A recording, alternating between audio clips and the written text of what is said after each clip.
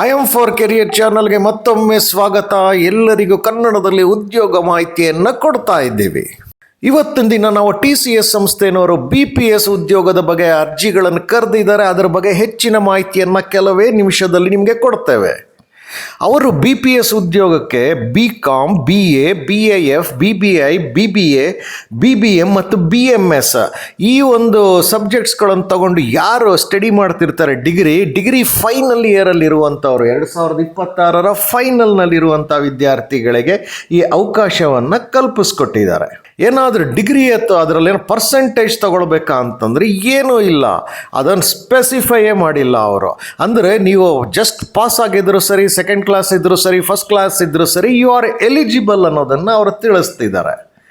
Work experience ಬೇಕಾ ಅಂದರೆ ಖಂಡಿತವಾಗಿಯೂ ಬೇಡ. ಅವರು ಫ್ರೆಶ್ ಗ್ರ್ಯಾಜುಯೇಟ್ಸ್ಗಳನ್ನು ಅವರು ಎಕ್ಸ್ಪೆಕ್ಟ್ ಮಾಡ್ತಿದ್ದಾರೆ. ಅಂದರೆ ಯಾರು ಈಗ ಫೈನಲ್ ಇಯರಲ್ಲಿದ್ದಾರೆ, ನೀವು ಸೆಲೆಕ್ಟ್ ಆದರೆ ಡಿಗ್ರಿ ಮುಗಿತಿದ್ದಾಗೆ ಕೂಡಲೇ ಅಲ್ಲಿಗೆ ಹೋಗಿ ಜಾಯಿನ್ ಆಗೋದಕ್ಕೆ ಅವಕಾಶಗಳನ್ನು ಕಲ್ಪಿಸ್ಕೊಡ್ತಿದ್ದಾರೆ.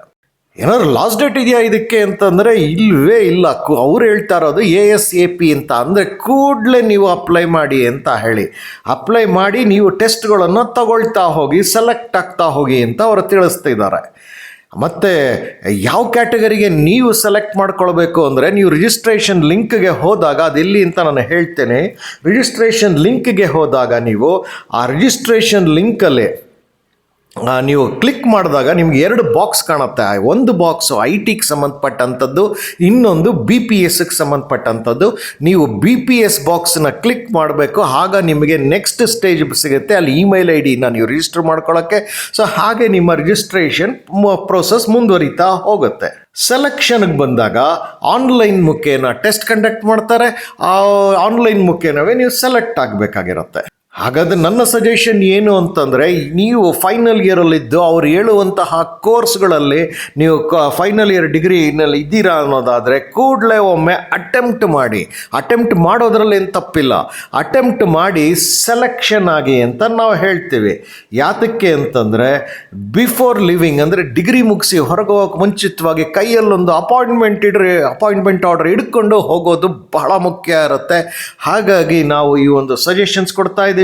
ನಿಮಗೀಗ ವೆಬ್ಸೈಟ್ ಲಿಂಕ್ ಅಥವಾ ರಿಜಿಸ್ಟ್ರೇಷನ್ ಲಿಂಕ್ ಎಲ್ಲಿದೆ ಅನ್ನೋದು ಬೇಕಾಗತ್ತೆ. ನಾನು ಅದನ್ನು ಈ ವಿಡಿಯೋ ಕೆಳಗಡೆ ಡಿಸ್ಕ್ರಿಪ್ಷನ್ ಬಾಕ್ಸಲ್ಲಿ ಕೊಟ್ಟಿದ್ದೇನೆ. ಆ ಡಿಸ್ಕ್ರಿಪ್ಷನ್ ಬಾಕ್ಸ್ಗೆ ಹೋಗೋದು ಹೆಂಗೆ ಅಂತ ನಿಮಗೆಲ್ಲ ಗೊತ್ತಿರುತ್ತೆ. ಲಿಂಕ್ ಮುಖೇನ ವಿಡಿಯೋ ನೋಡಿದಾಗ ವಿಡಿಯೋ ಕೆಳಗಡೆ ನಿಮಗೆ ಮೋರ್ ಅನ್ನೋ ಪದ ಇರುತ್ತೆ. ಕ್ಲಿಕ್ ಮಾಡಿದ್ರೆ ಡಿಸ್ಕ್ರಿಪ್ಷನ್ ಬಾಕ್ಸ್ ಓಪನ್ ಆಗುತ್ತೆ. ಅಲ್ಲಿ ನಾನು ರಿಜಿಸ್ಟ್ರೇಷನ್ ಲಿಂಕ್ ಕೊಟ್ಟಿದ್ದೇನೆ. ಕ್ಲಿಕ್ ಮಾಡಿ ರಿಜಿಸ್ಟರ್ ಮಾಡ್ಕೊಳ್ಳಿ ಕೂಡಲೇ. ನಿಮಗೆ ಈ ಮಾಹಿತಿಯನ್ನು ನಿಮಗೆ ತಂದದ್ದು I M for career channel, my path my future ಇದರ ಸ್ಲೋಗನ್ನು. ಇಂತಹ ವಿಡಿಯೋಗೆ ಒಂದು ಲೈಕ್ ಬಟನ್ ಕೊಟ್ಟು ಎಲ್ಲರೊಂದಿಗೆ ಹಂಚಿಕೊಳ್ಳಿ.